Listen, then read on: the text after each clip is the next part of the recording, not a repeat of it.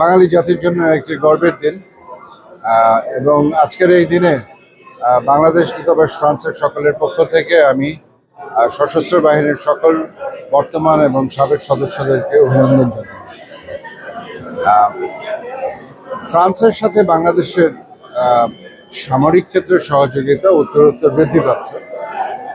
কিছুদিন আগেই আমাদের ন্যাশনাল ডিফেন্স কলেজের একটি দল, প্রায় 28 সদস্যের একটি দল ফ্রান্স সফর করে গেছে।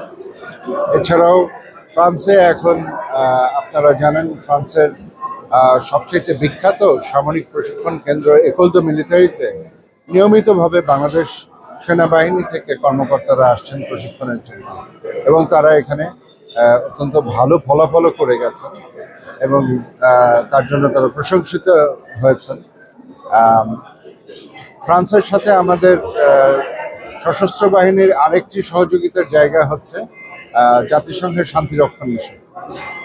আফ্রিকার অনেক দেশেই, বিশেষত যে সমস্ত দেশে ফরাসি ভাষাভাষীরা রয়েছেন সে সমস্ত দেশে ফ্রান্সের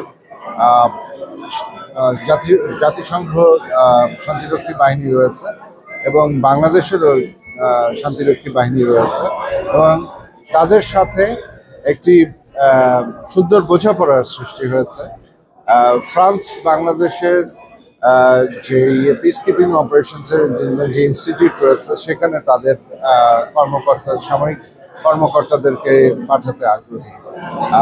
এছাড়াও আমরা ফ্রান্সের কাছ থেকে সামরিক প্রশিক্ষণ সহ অন্যান্য ক্ষেত্রে সহযোগিতা বৃদ্ধির জন্য চেষ্টা করে যাচ্ছি।